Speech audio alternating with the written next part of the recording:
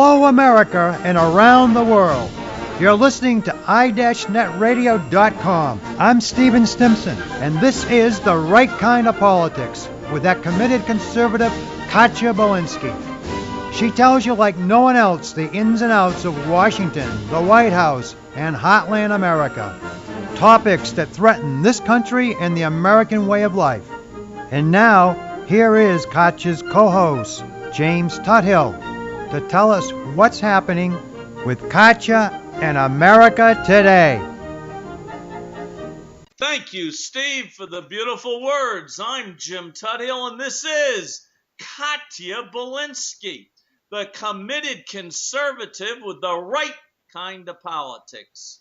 And we're here on i-netradio.com, broadcasting from the Gold Coast of Florida, between the richest island in the world, Palm Beach, Florida, and Miami, the Magic City, and we're right in the middle in Deerfield Beach, Florida.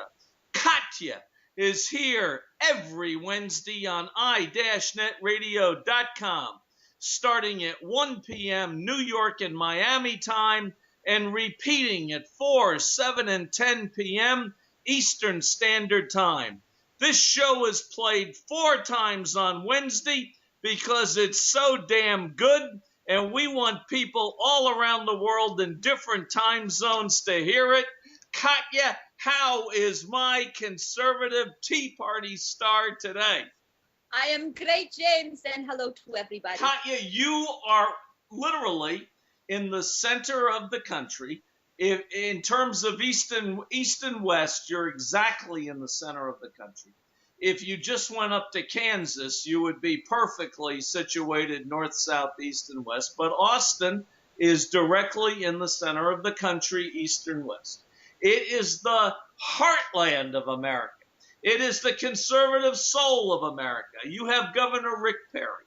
You have Senator Cruz. And you have Senator Cornyn, who's pretty damn conservative himself, okay? And you are sitting right in the middle of conservative bedrock America. You are singing the values of America. You want to take back and get back the America that I grew up in, and God, I love you for it, Katya. God, I love you. Okay, I'm going to tell you a story because you sent me this story.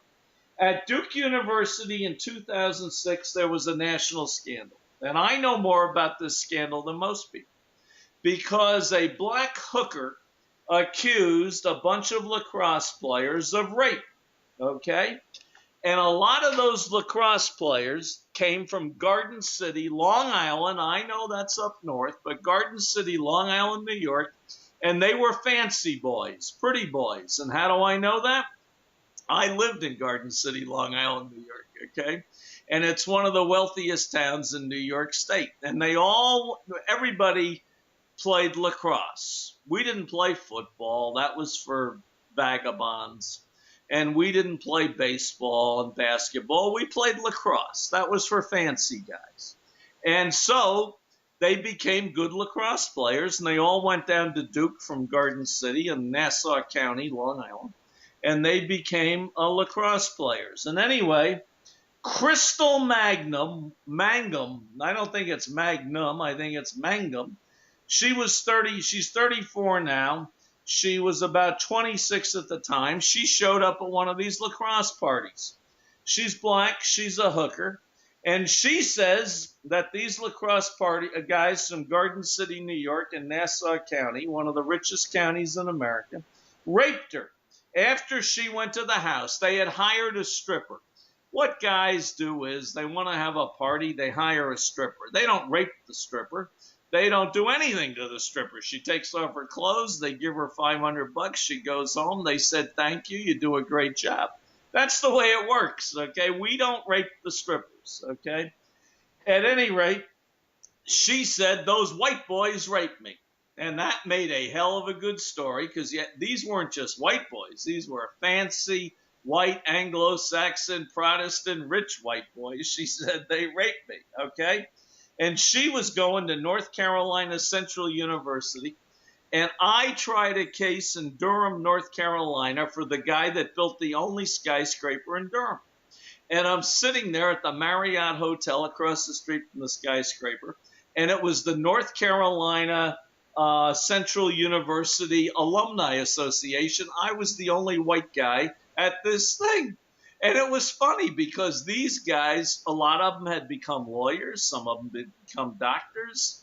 And they were hysterical. They were the funniest guys you've ever heard. All they did was tell joke after joke, and we all got along, okay? I didn't claim that there was any rape at that party, all right? We had a few beers, and we had a lot of fun, okay? And of course, I was there in Durham, where Duke University is, and that's where it was. So anyway, eventually, the lacrosse players got out of this. The reason is that they did DNA on her little vagina, and they did DNA, I guess, hair samples on the players, and they found out not one single lacrosse player's DNA was inside her vagina.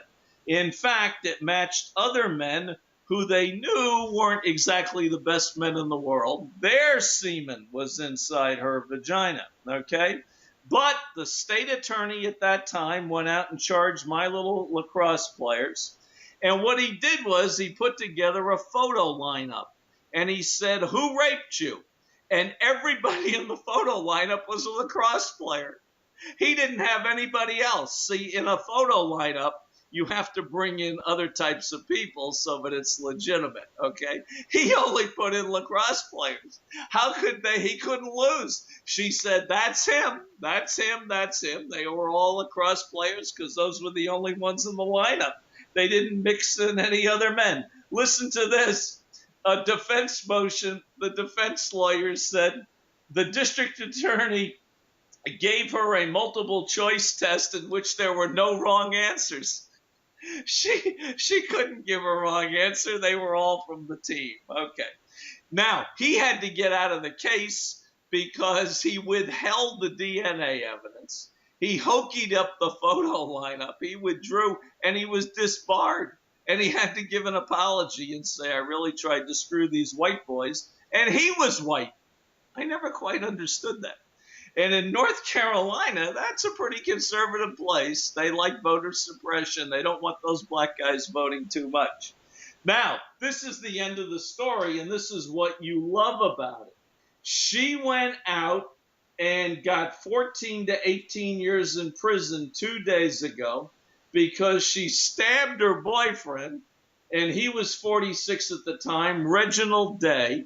And now he's dead because he died of complications 10 days later. What happens is when you get stabbed, you get an infection from the metal, and he probably died from that, okay? This takes me to a bunch of stories, Katya. We got OJ.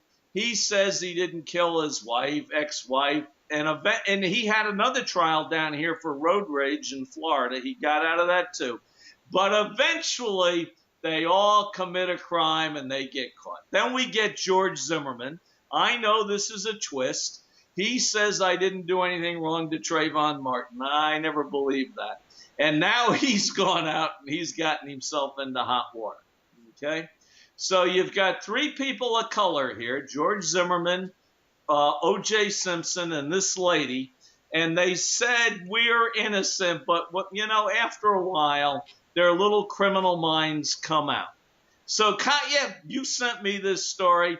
What does this tell you about the state of the United States of America today? It tells me that Al Sharpton and what's the other guy?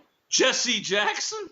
Yes, that Al Sharpton and Jesse Jackson should be put in jail because when this woman accused the lacrosse players of rape, there was nobody who had a bigger mouth than Jesse Jackson and by the way, Katya, Al Sharpton is a reverend. If you could please call him Reverend Al Sharpton.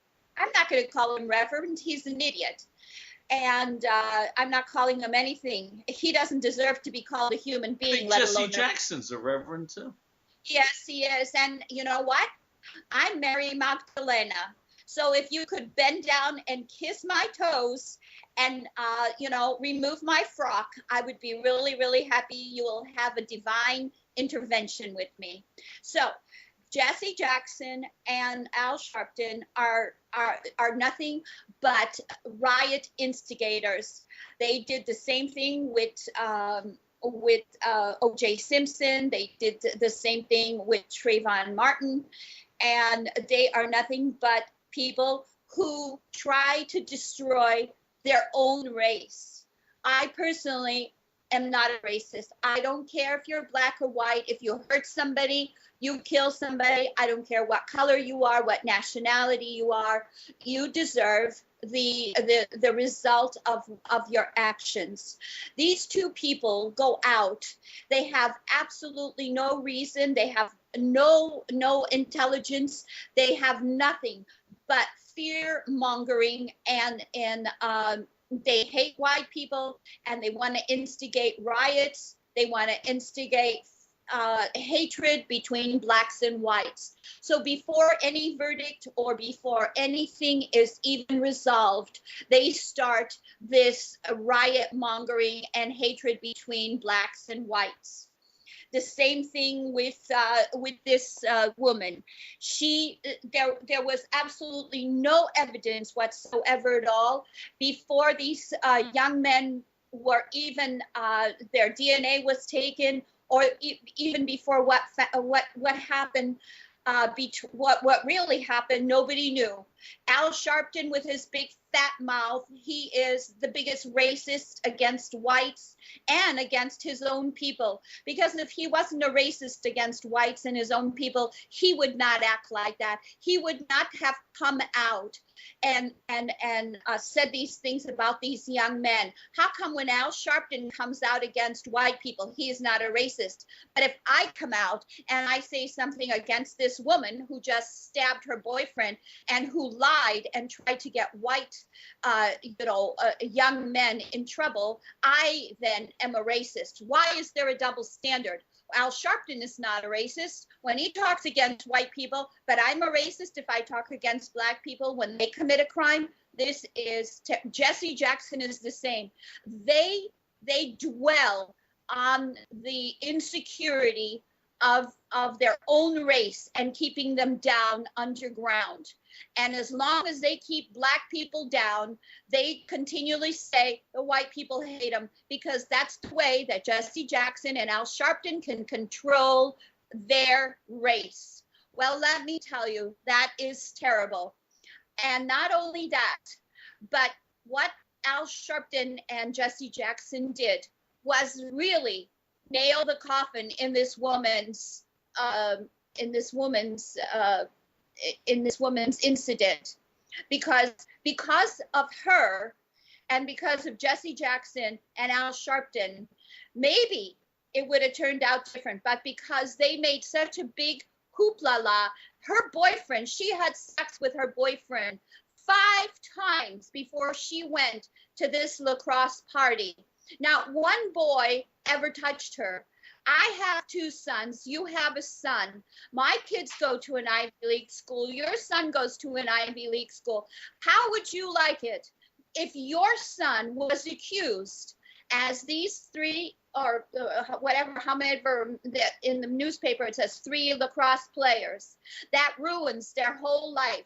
These kids went to an Ivy League school. They had to maintain a standard of learning. They were trying to make their parents proud. And what does Al Sharpton do? And Jesse Jackson? They without any remorse come in there and try to destroy these young men's lives, their parents' lives. Why? Because they're white, wealthy boys who abide by the law, who don't go like this new thing of coming up and hitting people and killing them with a slap in the face. That's because Jesse Jackson and Al Sharpton have never done anything for the young black men to go to college. They have not set up a trust fund. They haven't asked them to make a school for these people and rehabilitate their race. Instead, they get much more action when they destroy young, white, wealthy family men's lives, even at the cost of a black person. That black woman, her life, she gave a bad name to all black women.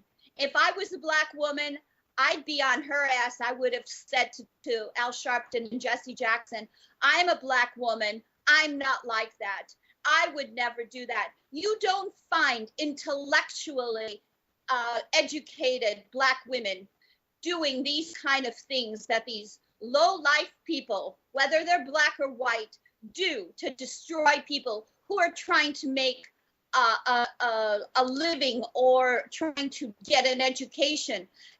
Young men that were trying to make their parents proud. What does Jesse Jackson do and Al Sharpton? They try to destroy these families. For what? Why? Because their fathers and mothers worked really hard to get these kids to go to school. So they found this tramp, this prostitute, to destroy these men's lives. Well, what appalls me even more is the district attorney, who was so inept and did not care about his job, which his job was to be just a just ruler, or whatever you call them. He made an oath before God and everybody that he would uphold the law.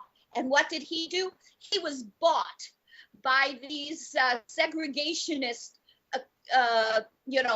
people like Jesse Jackson and Al Sharpton to make these young men look terrible. I would like to know, how would you like it if your son carried, or my son carried, that stigma for the rest of their lives, when these young men would never do that and respect black people and white people and respect the law? How would you like that? Well, Katya, this is me, James Tuthill. My family came here in 1632. In 1637, another branch came. We started the oldest continuing church in the United States of America. It's in Hingham, Massachusetts. It's called Old Ship Church. And then we weren't happy there for various reasons, political and religious. And 4 years later, we sailed across Long Island Sound. And on October 20th, 1641, or October 21st, 1640, we founded what became English New York State. My grandfather, or many times removed, was the first civil officer in New York State. Okay. And lately, people have accused us, the English, the white Anglo-Saxon Protestants, of being racist. So I retired from law. I was a pretty successful lawyer. And I retired. I had some money I could live on for a while. I'm running out of it. But I go up once a week to North Miami Elementary School, which is 99.9%. I don't say 100 just because I want to be accurate. Haitian kids. And I teach these Haitian kids. I'm a substitute teacher. And these kids are nice. They're respectful. They're polite. They're great one-on-one. Sure, all kids, when they're 7 and 8 years old, they get in a group. They're wild. They're crazy. They run around. They're nuts. But when you deal with them one-on-one, these are the nicest kids in the world. James, what does this have to do with our thing? Because we are not racists, okay? White Anglo-Saxon guys are not racists, all right? We're not. And we try to do a good job for everybody, and we respect other people. And you are correct that really racism has been turned on its head in this country, and Sharpton is the racist, and Jesse Jackson is the racist. But I'm going to tell you one thing. DNA evidence saved these guys because they were going down the drain until DNA came along. Now, I'm going to... Well, wait a second. Their DNA right away disqualified them in every manner, shape, and form. Their DNA immediately said they had nothing to do with it. It was the DA that continuously went after them. A white guy. A white guy. Yes. Yes, but you know what? There's a lot of traitors. Caesar was a traitor. So there are lots of traitors. And so he was the Caesar in this place. We don't know who paid him. We don't know what affiliations he had. We don't know exactly what and where all this led him to. But it must have been profitable for him. And he must have had no integrity, because I don't care how people think about attorneys. There are attorneys that have integrity because they take an oath. And yes, there's crooked attorneys, there's crooked doctors, there's crooked teachers, there's crooked a lot of people. But we believe that if I hire you as an attorney, you have my best interests at heart. This district attorney was blatantly, how do you say, irresponsible to his job. Unethical, we call him, unethical.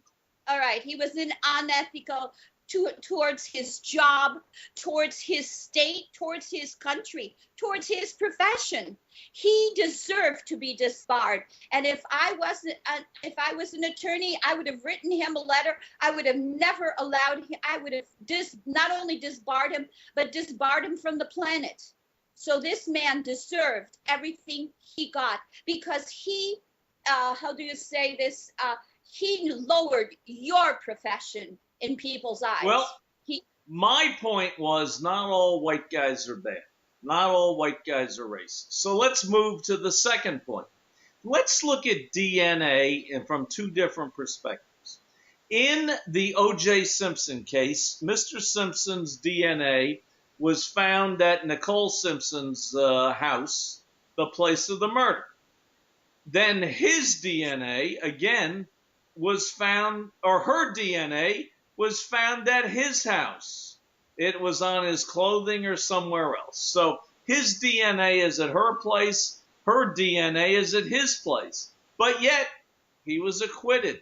Okay, DNA. Well, she lived at his house. That's the problem. She stayed there. She was having an affair with that Goldman. You think she had an affair with Goldman? Yes. Oh, it was obvious. I know lots of people in Malibu that knew her, knew Goldman. Oh, Katya, he was just a pizza delivery man or a kid working at an Italian restaurant, bringing her back her eyeglasses. He didn't want to get into her pants at 11, 11:30, 12 at night. Oh, Katya, how wrong you are. He was just trying to do a good deed and be a good Samaritan. Yeah, well, that's why he was driving her Ferrari around, and exactly, because she wanted to help a pizza delivery man she wanted him to get to his destinations quicker. That's why she gave him a Ferrari.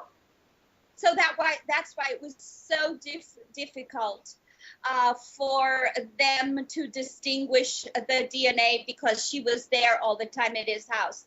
Now, I do know that Mark Furman totally believed that O.J. Simpson killed her.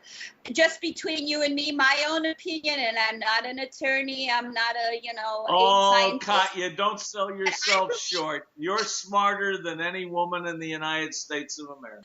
I believe he did kill his, I believe he did kill her. And Who killed who?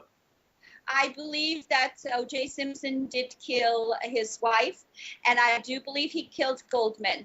My brother lived not very far from there. In Brentwood? Yes, and they were all friends. They all went out together, and they had a lot of dealings. You have the most interesting family, Katya. I didn't even know you had a brother. And so, anyway, they were all friendly, and he took care of all their finances. Anyway, it was very obvious that he really did kill his wife and Goldman. Well, there are other reasons why I think O.J. was killed. Okay, but listen to this. O.J. then moved to Florida. Why did he move to Florida? Because Mr. Goldman got a huge judgment for wrongful death against OJ. And if you got a judgment against you, move to Florida because all your assets are exempt. Your house is exempt. And OJ gets a $350,000 a year pension from the NFL. Your pensions are exempt. If you're a deadbeat debtor and you're in trouble with creditors, move to Florida. Okay, I've been a Florida lawyer for 35 years. I've lived in Florida for 43 years. Come to Florida. This is utopia if you're a deadbeat. Okay. Anyway, he moved down here. He then moves to Miami, where I'm living now, and he goes into South Miami one day, and apparently some guy cut him off or something.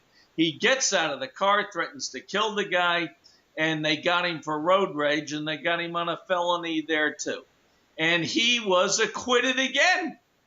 That's 2 acquittals where he probably was guilty. Then, finally, he goes out to Nevada. Somebody has his sports memorabilia up in a room in a casino.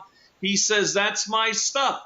That's the only time OJ was probably right. They probably did steal his memorabilia, and they were selling it out of a hotel room in some casino. That's the only time in his life that OJ was on the side of right, truth, and justice. He then gets a gun, and he goes up to the room. Unfortunately, he did it in front of video cameras because in casinos, they have video cameras every single step of the way. He walked in, pulled the gun, said, give me back my stuff. That's what we call armed robbery. Even if it's your stuff and even if they stole it, you can't do that. You got to go to the cops and say, get me my stuff back. So the point of the moral of this story is eventually, Katya, these guys all cook their own goose. Their criminal minds come out, and they all get caught eventually. Truth and justice always prevail, Katya. Don't ever cheat. Cheaters always get caught, Katya. The good guys always win. No, not always, but then that's for another show. Now, in Russia, all the guys that stole the money after they went from communism to capitalism, they took all their money and came to Bal Harbor in Miami, okay? And they got more money than God, and that is true. The good guys sometimes don't always win. The bad guys win. Okay, now, we're going to go to the next DNA story. There's a guy named Morrison or something along those lines, and he goes into Williamson County, which is right above Austin, where Georgetown is, right in your neck of the woods. And he comes home one day, and his wife is dead. They charge him with the crime, and he goes to jail for 20 years. A big jail for murderers. And after 20 years, Barry Scheck comes down from New York City, and they find the woman's clothing, and they test it, and his DNA is not on the clothing. Okay? And they keep him in Texas. They say, we don't give a damn about DNA. Doesn't prove anything. A jury in Texas found him guilty. He's guilty. They leave him in jail for 6 more years. He's in jail for 26 years. Now, who was his lawyer in that case when he was convicted 26 years ago? None other than my son's lawyer in Austin, Texas. The biggest legal genius that ever lived. Okay. I'm not going to say his name. He was on 60 Minutes. Terrible. And this guy went to jail for 26 years. But Katya, the moral of the story is, in Texas, they kept him in jail for 6 years even after they got the DNA evidence exonerating him. That's not right. Now, Morrison's a white guy, whiter than me, the whitest white guy I ever saw. And on 60 Minutes, he said he wasn't bitter and he had nothing against the state of Texas. Of course, they gave him $4 million when he got out of jail. But he said he wasn't bitter for losing 26 years of his life. He was like a UPS driver or worked at a grocery store, the nicest little guy you ever met. Why did the state of Texas keep him in jail for 6 more years after they got the DNA? Why, Katya? You're in Austin. This is America. Truth, justice, and the American way. They screwed this guy, Katya. James, Texas has its own laws, and Texas has its own judges, and Texas doesn't care about the Constitution or what is going on in the freedom of right and wrong. If Texas decides, I drive a really wild car, I drive a Mercedes that's all painted with colors. I have the police constantly stopping me. And because I'm blonde and I have long hair, and I sell cigars, some of these. You, by the way, Katya, you are the most beautiful cigar saleswoman I have ever met in my life. If my listeners, and you're getting a lot of listeners, you got 1,370 views in 4 days on YouTube for the last show you did on I-Net Radio. You're going to be up to 20,000 soon, and I hope you don't forget who took you to the big time, okay? Little Jimmy right here. If my listeners could only see your golden locks, and I mean, baby, they're golden tonight, flowing down to your shoulders, cascading over your red top, and climbing down to your bosom. No, Katya, let's not go crazy here. Climbing down to your bosom on video conferencing. You have 1 million listeners if we could only put this on video. Thank you, James. Thank you, Katya. Yes. Where were we? We were on DNA. Okay. Texas has this guy got a raw deal. My son got a raw deal. Now I'm going to tell you another story. I'm going to get a raw deal. There is a restaurant in Palm Beach, Florida, the richest island in the world, where I used to practice law, called 264. Patty, the owner, got in huge trouble back in 2008 because she said she would never vote for a black man to be president of the United States. And she used the N-word and told this to a newspaper. She's got to be the dumbest restaurant owner I ever heard. But at any rate, she got away with it. People still go to 264, even though she'd never vote for an N president. Okay? But anyway, one night, I'm at 264 with my accountant. His back door backed up to 264, so he was in there 24 hours a day. Don he didn't love practicing accounting. He liked sitting at the bar talking to people. We walk in, this is 15, 18 years ago, and there's an old guy having dinner by himself. We're talking. I said, "What did you do?" He goes, "I was a criminal judge in Houston, Texas." Everybody walked away from him because we didn't like justice in Texas, Katya. We didn't believe it. Well, speaking of justice, what about the architect of Obama and the Obamacare? Obamacare? We're going to go to that? Wow. I'm going to tell you something that you sent me. Very few people know about this, and Katya Belinsky, the rightest Russian American, the committed conservative, on the right kind of politics, we're always dreaming up new things to call you, Katya. You said that there's an overlooked provision of the Affordable Care Act, and it allows Americans to scam the system by taking advantage of a grace system. Listen to this. Under Section 156.270 of the 11,000 pages of this act. Boy, I'm glad I'm not back practicing law and I have to get involved with the Affordable Care Act. I would be there for a week reading that, baby. Okay? People need to pay a premium for just 1 month, and then they can qualify for a 3-month grace period, during which if they don't pay premiums after the first month, they still get medical coverage. So you get a grace period, you pay the first month, then you say screw them on the last 2 months, and if they forget about you, it could be 4, 5, or 6 months. And the insurance must pay claims during the first month of the grace period, and during the second and third month, doctors and hospitals have to collect their unpaid bills. Any doctor who is paid by the insurance company during the last 2 months, because they're hoping that the guy's going to come up with the money, he doesn't come up with the money. They pay the doctor. Listen to this. The doctors in the hospitals have to pay back the money. Okay? They have to return the money if the guy doesn't come up with it in the last 2 or 3 months of the grace period. Wesley J. Smith, who is a fellow at the Discovery Institute of Human Exceptionalism. There's a phone call. There's a phone call from my producer, Steve Stimson, who discovered you, Katya. They have to return the money.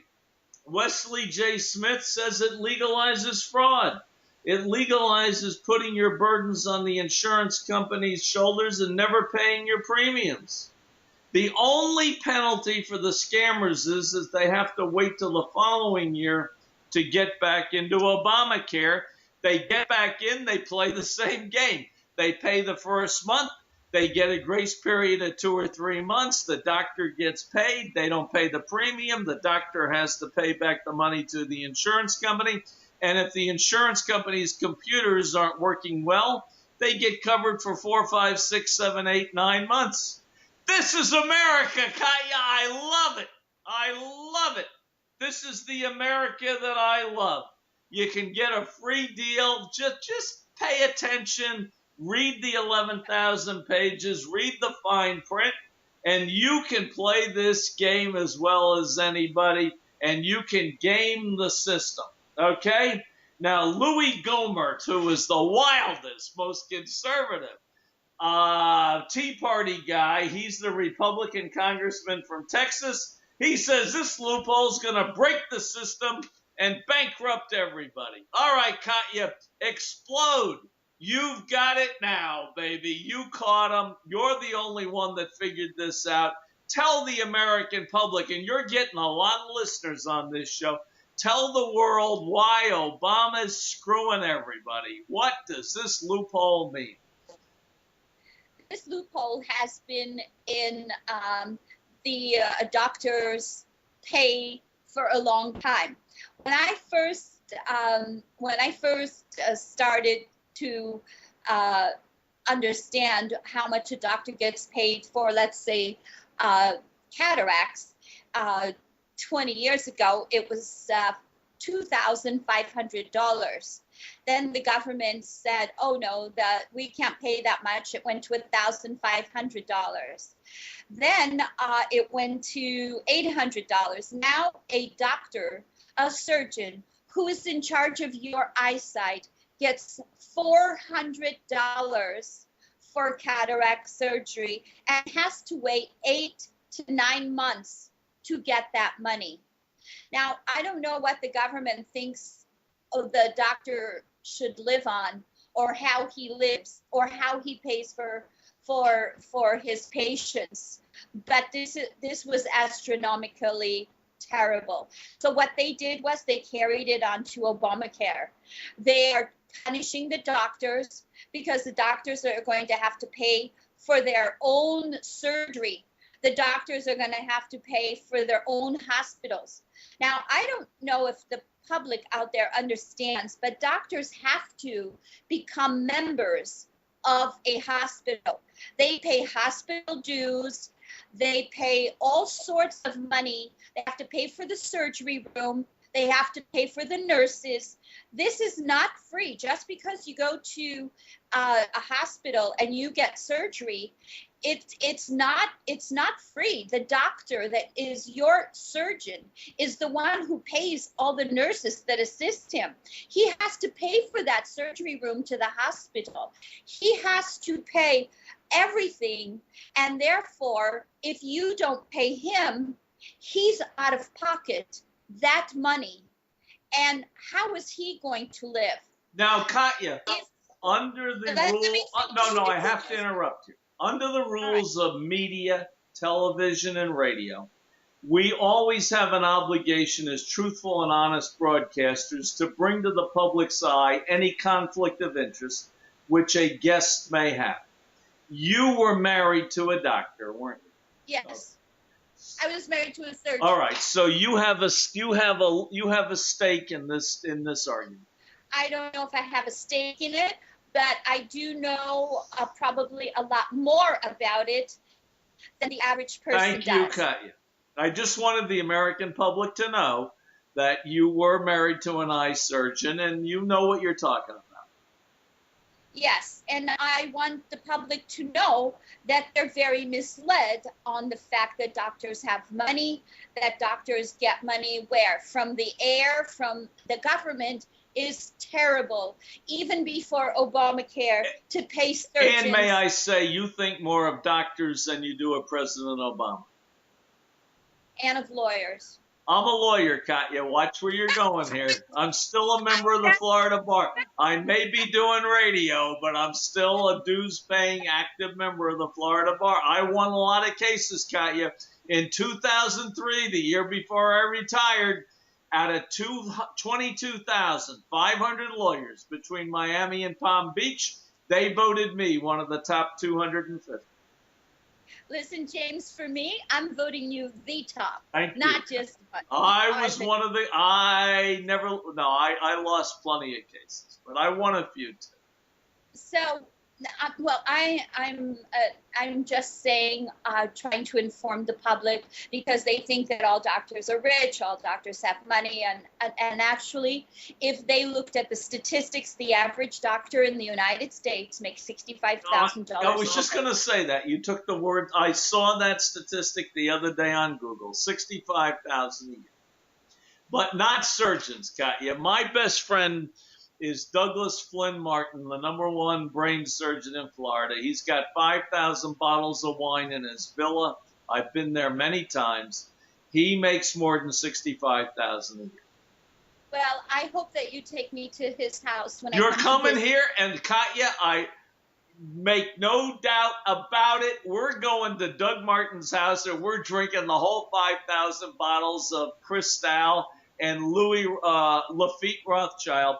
And I hate to tell the American public, but you and I have been sitting on this show drinking Pinot Noir while we're doing it. And I'll tell you why I'm not guilty.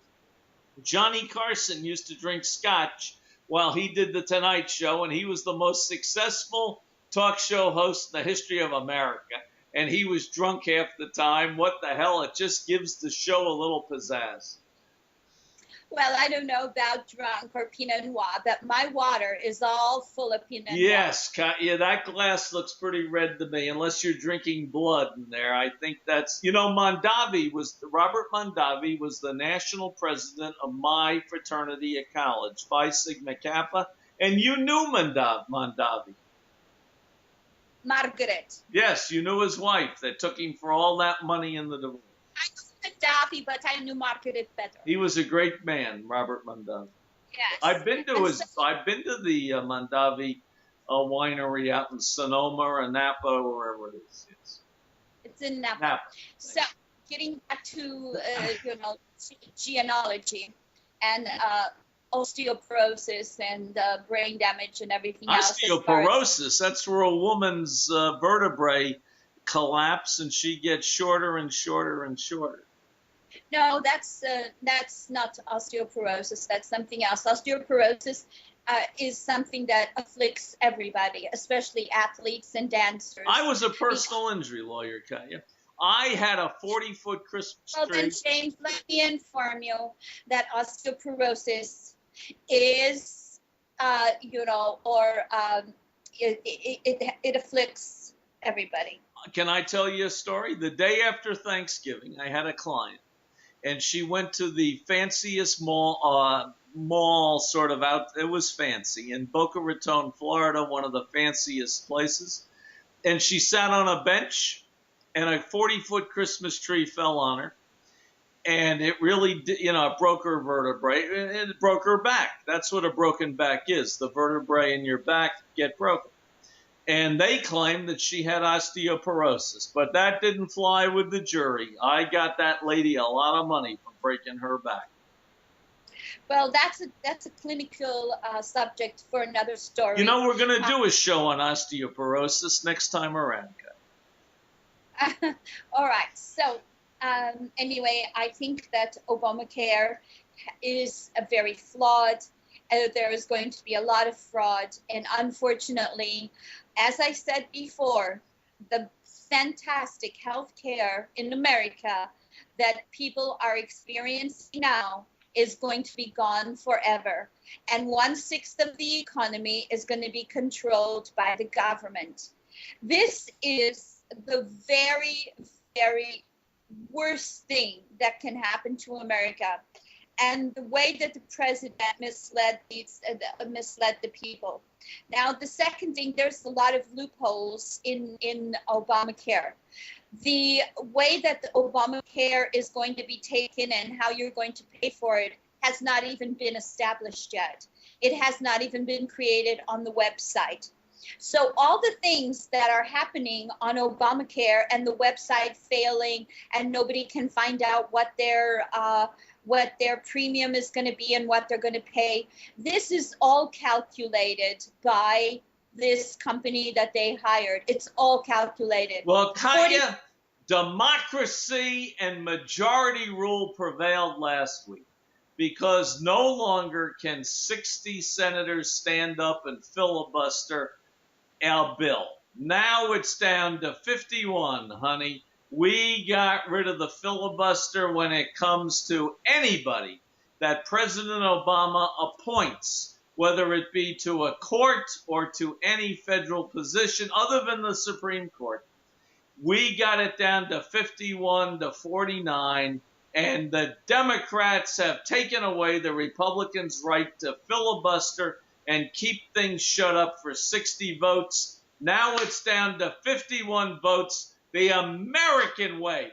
Majority rules, 51 to 49. That's democracy. What do you have to say about that, honey?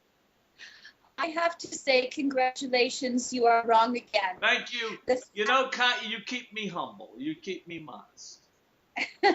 You are very wrong, James, and let me inform you on the truth. Thank you. The truth is that Harry Reid and Obama in 2004, if you read or you can see the transcripts when the Republicans were in the majority and they wanted to do the same thing the Democrats did, Harry Reid said that this would change the country and it would be terrible, and so did Obama. Now, Harry Reid is the single most nuclear physicist there is in the Congress. And what he did, now that the Democrats are the majority, he decided to implement this 59%. But originally, he did not. 51%. 51%. He thought that this would be the worst thing for the country. Now, this oh, has sure. Obama said it would be the worst thing back when he was, in 2009.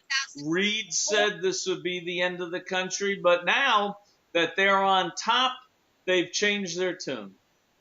Well, the unfortunate thing is, and I have sent you several articles about that were written not only by the senator, and I believe it was Senator Ness. Anyway, it's going to change the face of America. No, and Senator Vitter from New Orleans, yes. Senator, but this is going to change the face of America, and this is not what the forefathers of our country wanted. They did. We can't have a Senate that goes from one to the other. This year we have Democrats, next year we have Republicans, and they start changing the rules of the government. Then eventually Obama can make the majority of him. This whole thing with Reid and Obama has changed the face of the country. This is exactly what Hitler did. Hitler started to play with the government, and as he played with the government, it got worse and worse. We start losing our rights to our medical. We start losing our rights to education. We start losing our rights to gun control. So what is happening in the United States right now is mirroring, if you read the story about Hitler, it's mirroring what happened in Germany. So if people don't wake up and they don't realize that this man needs to be impeached, this man needs to be taken out of the government, because he's doing lawlessness. He is making up his own rules and regulations. And one day we are going to wake up and we're going to have the NSA at our doors. We're going to have the civil military taking us to the gulag because we don't want to give up our guns. We don't want to listen to Obama, and we don't want the government to control us. And the trains are going to be waiting, and they're going to take us to Colorado underneath the mountains there, where they have already made railroad tracks all over the United States, and all of the cars, the railroad cars, they're going to put us in like Hitler did and take us there and lock us out. This is a true fact. Many people have talked about this. Many people have seen this, and this is going to happen. They already have 5 football fields of electronics and computer data on us. The next thing is putting us in the railroad cars because we don't want to pay Obamacare. We don't want to salute or Highland heel to Obama. And Obama can, with the flick of his pen, change our country, change our rules, and change our Constitution. You know, Katya, I'm going to tell you an ironic story. Today is Sunday. This show will be heard on Wednesday because your shows are going to be good for a million years. They're classics. I could play these in the years 2036. They'd be just as good as in 2013. I was speaking to Stephen Stimpson. You know who he is. He's the one that discovered you. He's the one that made you into a star. And he's a progressive and he's a liberal. And he said the exact same thing you did.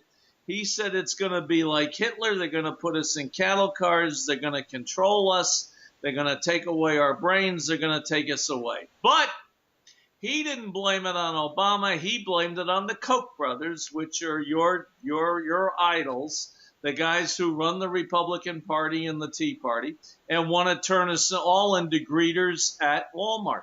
Okay? That's what he said, the exact same thing, but he had a little different spin on it. It's your guys that want to turn us into cattle, not Obama. What do you have to say about that? The Koch brothers, do you really think they're for the little guy? Don't you think they want all of us to be working at Walmart for $7 an hour? Don't you really? Well, James, let me just inform you. They pay $18 an hour in North Dakota at Walmart. That is a true fact. Well, North Dakota is different. They've discovered oil up there, and everybody makes a lot of money in North Dakota. Right. And you know why they get paid $18? Because they could get a job elsewhere in North Dakota for $18. Oil drillers up there are making $60, $70 an hour. James, may I interrupt? Katya, you can always interrupt me because it's your show. I'm the dummy sitting on the ventriloquist's lap. You're the ventriloquist. James, America could be just as profitable as North Dakota and make by far more money than $18 an hour if Obama would let us have oil drilling and fracking and everything else. Now, let me just say... wait, he stopped fracking? Obama stopped? I don't think that's true. Let me finish before I lose my thought. Thank you, Katya. I want to say that George Soros put Obama into power, and it's George Soros who is going to put us in the gulag. He's a Hungarian who hates America and hates Americans, and he is going to put us in the gulag. So maybe the two twirly brothers Kochs. Yeah, that probably smoke coke, snort coke. I doubt they use drugs, Katya. Those guys are pretty conservative. Let's just say we got the Kochs and we got the Soroses, we got the Golda Meiers, we have the Gaultier, T.J. Gaultier. Yes, we got the Gaultiers, we got the Illuminatis, we got everybody. The Gaultier wrote the transition for Obama when he became president. He told him what to do during those 3 months between the election and the inauguration. Yes, and Soros gave $30 million for Obama. So we have people going, yes, that's a true fact. It is true. I agree with you. But under Citizens United, the U.S. Supreme Court, you can give as much money as you want. Then you won't be surprised that I know these things, right? I'm not surprised. You're the smartest woman on talk radio today. So anyway, what I want to say is that Obama, by the flick of his pen, is definitely going to change the face of America. And with this whole thing that happened last week, with this nuclear vote, that just tells us how dangerous Obama really is. He really is dangerous. And whether you agree with the Tea Party or you agree with Donald Duck, I think American people should wake up and really, really become frightened that they could be going into the gulag. They could be ending up in a concentration camp or worse, gassed underneath huge mountains in Colorado by your own government. So I think that there's enough foreigners, thank God, in America that are Russian, that are Czechoslovakian, that are Romanian, that are Indian, that are South American, that are Swahili or whatever else. There's enough foreigners in America that will not allow this to happen. Because I hate to say this, but American people are placid, they are stupid, and they really don't understand how important freedom is in this country. People like me who understand what communism is, who understand what it is to live under suppression, to constantly worry about whether you are going to be accused of something just because you said something casually to your neighbor. That's already happening in America. That's happening. Obama said, report your neighbor. James, don't look at me like that. Report your neighbor if he says something against the government. This is all over the internet. He said that when he first became into power. He said, report your neighbor. Katya, and you can look we had the treason and seditious laws. We had Joe McCarthy. If you whispered anything, they put you in jail back in the 20s, the 30s, the 40s, the 50s for being un-American. We even had an Un-American Affairs Committee in Congress. It was chaired by Martin Dies, D-I-E-S, from Texas. Things have gotten a lot better. You don't have to be afraid to say something anymore. When you guys were running the country, you had to be afraid. James. Obama freed this country. Excuse me. Who is you guys? Who is You're you guys? the Tea Party guys, the conservative guys, the Texas guys, the Ted Cruz guys. James, if we ran the country, it would be a lot different than it is now. I believe it would be a lot different. I don't believe that the Tea Party in any manner, shape, form, or way has done anything to hurt this country. But Obamacare is a very, very huge civil rights impediment on my civil rights. This government has forced itself on my freedom. It has forced itself on my civil rights by forcing me to get Obamacare. I am supposed to be a free person. Katya, I'm sorry, but we have come to the end of the hour. I'm sitting here. I'm going to hold it up for you.